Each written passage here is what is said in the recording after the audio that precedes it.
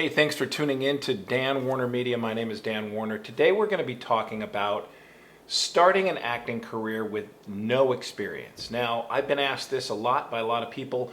I want to become an actor. I want to start acting. I've got no experience. How do I do it? How do I start? Great question, and we're going to talk about 5 simple steps on how to become an actor with no experience. Now, they're simple steps, but they're not easy steps, and there is a difference. Something that's simple doesn't always make it easy.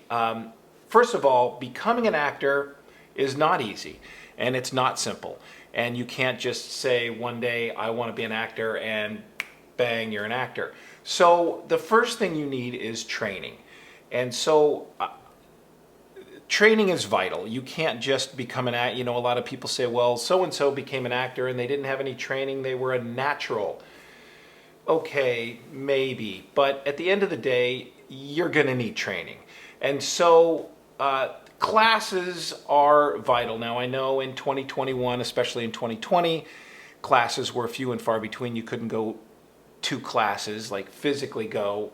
You had to take them online. Well, they're still available online. There's workshops online, but classes are a must. And the classes that I recommend that you take is one, a scene study class. Scene study is wonderful for breaking down characters and breaking down scripts and scenes. And a real good scene study class is a great class to take. Another great class to take is an improv class. Now, this is if you want to excel at commercial acting, because back in the day I was with the Groundlings Theater and it was an improv group, and I was never better at my commercial auditions than I was when I was at the Groundlings Theater taking improv classes. Improv classes are wonderful to take, and it's, you know, anything you do, any classes you take are going to make you a more valuable actor and a more valuable person, quite frankly. So acting classes are vital. Scene study is good. Improv classes are good. No matter where you live in the country, there's usually improv classes, in a bigger city. Just look around and find your local improv classes if you're not in LA or New York or Chicago or Atlanta or Dallas, I think. The other class to take, and there's a lot of different classes to take, but I'm gonna tell you the ones that I think are going to be the most valuable when you're first starting out. Scene study is okay, but it's not sort of real life. You don't run into that day to day in your auditions. Scene study. That's for when you're doing more films and theater and that kind of thing. Improv are really good for real life experience. On-camera classes are fantastic. On-camera and audition classes are really great.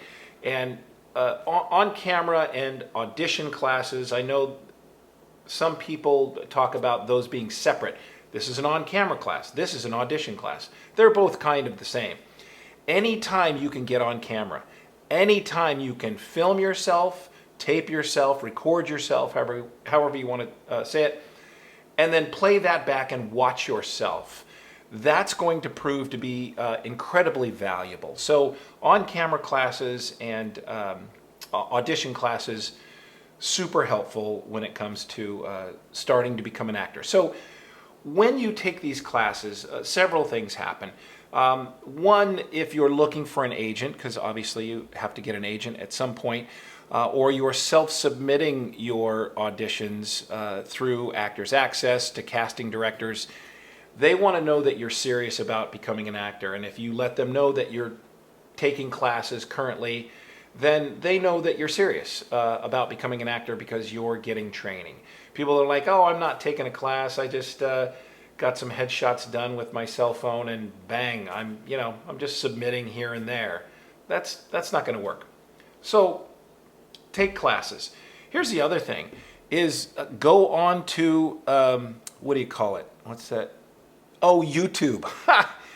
Go on to YouTube, and there are my channel, and there are several other channels, but there's a wealth of free information out there on YouTube before you spend money on your acting classes.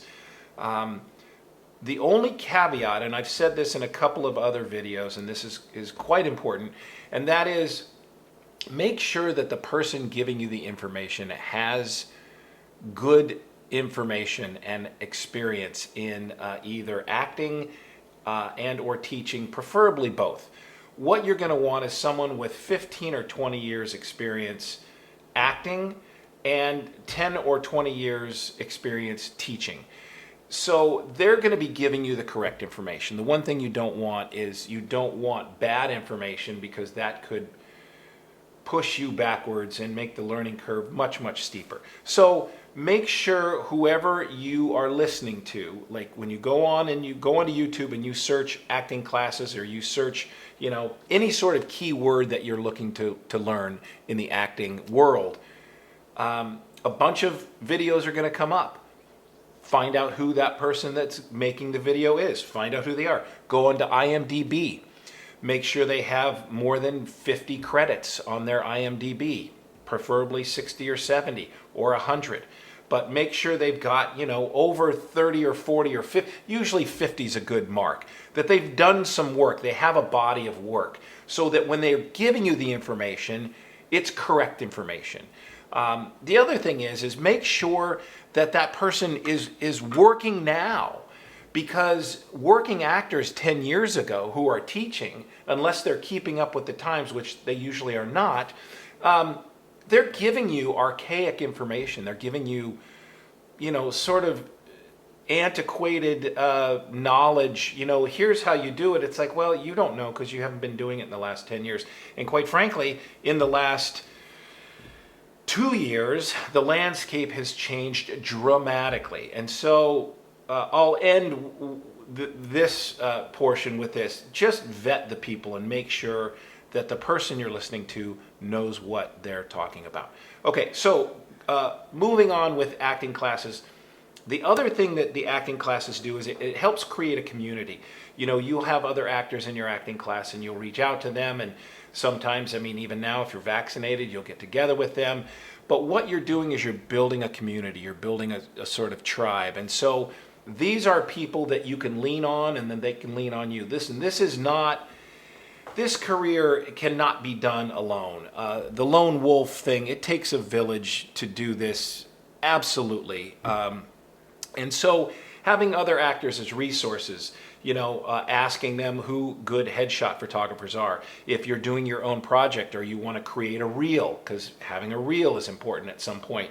There's going to be someone in your acting class that has a great camera. There's going to be someone in your acting class that probably knows about sound, or knows someone who knows about sound. And so you're starting to gather your group, gather your tribe. You're going to meet filmmakers, you're going to meet writers, you're going to meet producers. All those people take acting classes, and having that community is super valuable.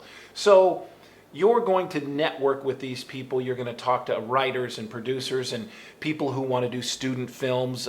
Doing student films is another great thing to add to your reel. But acting classes will build that community so you can network with those people. Okay, the next thing you're going to want is a great headshot. It's your calling card. And so you have to find out, if you don't live in LA or New York, you're going to have to find out headshot photographers in your area. And look at their portfolios. You got to see what kind of work they do. And make sure that the headshots are professional. Make sure you're not paying too much. I've talked to people who are paying $600, $700, $800, $900 for their headshots. Do not pay over $600 for your headshots. Oh my God, do not do that. So make sure the headshot photographer is reasonable. Find out, who they've shot, look at their portfolio, and then choose a good one. Listen, here's the other side to that coin, and that is, don't get a cheap photographer.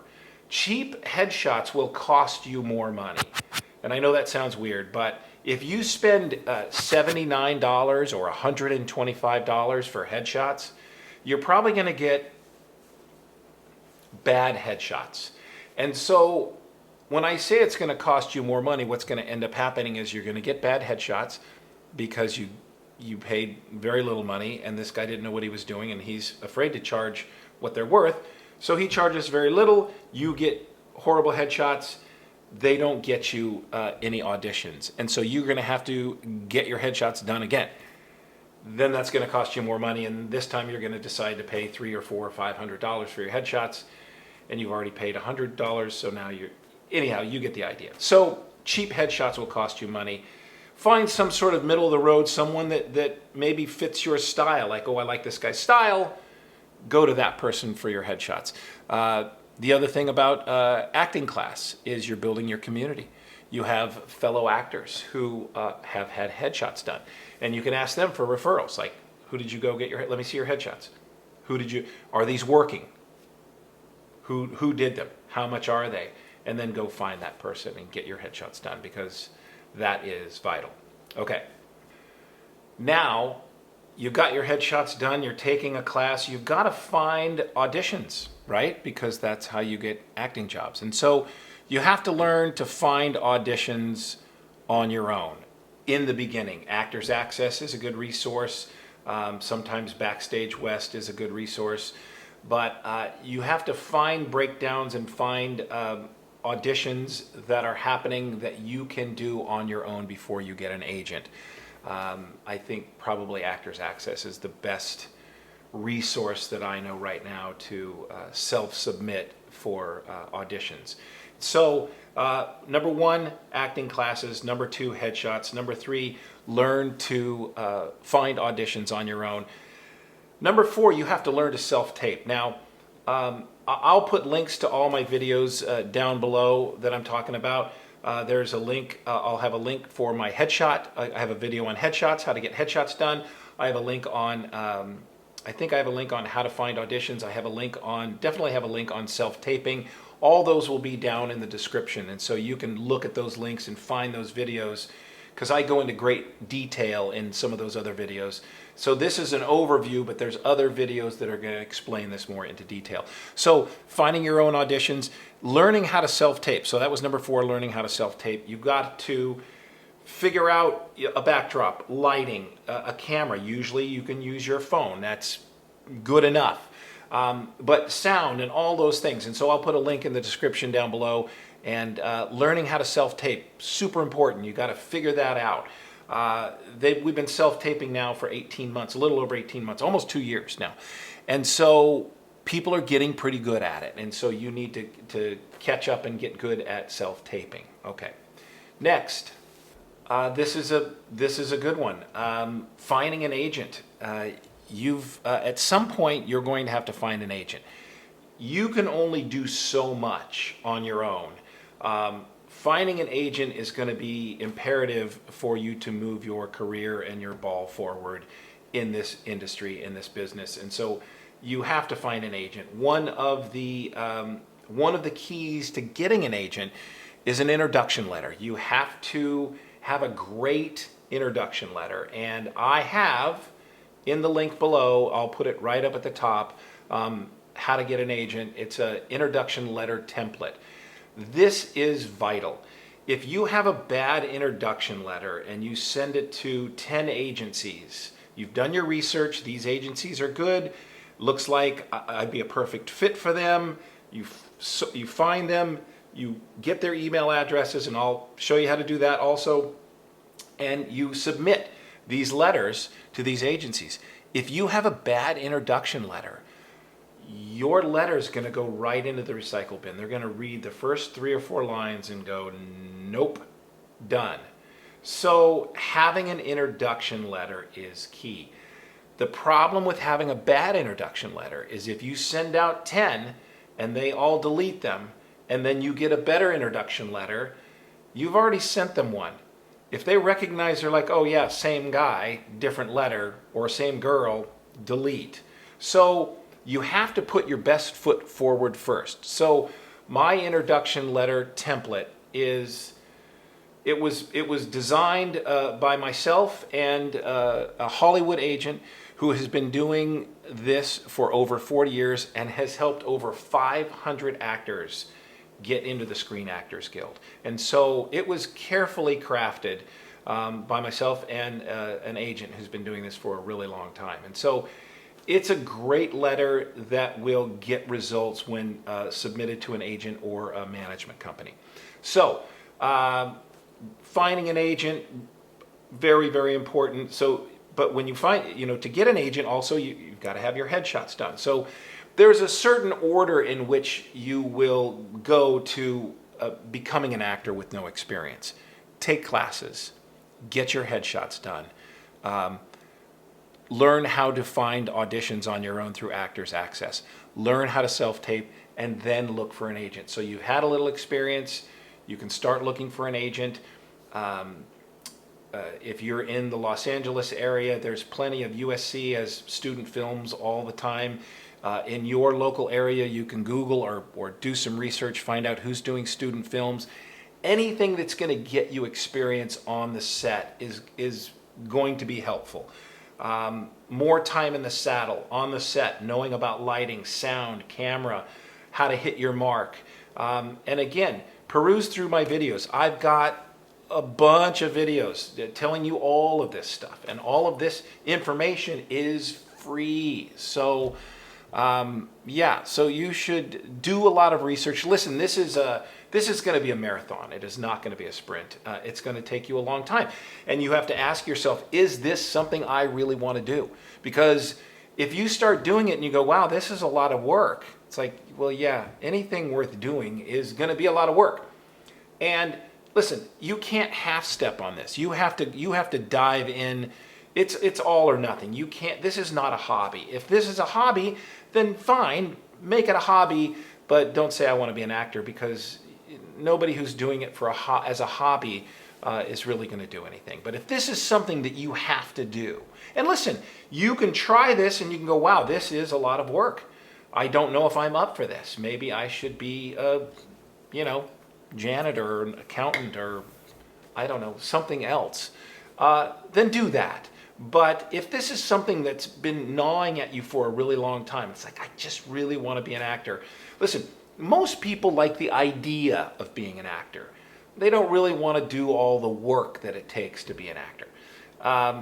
But if you want to do all the work that it takes, and you know it's going to take a long time, and you're willing to push through all these barriers, it is the most fantastical job I can ever imagine having. It's a magical career choice that I made, and I'm glad that I stuck with it for over 20 years.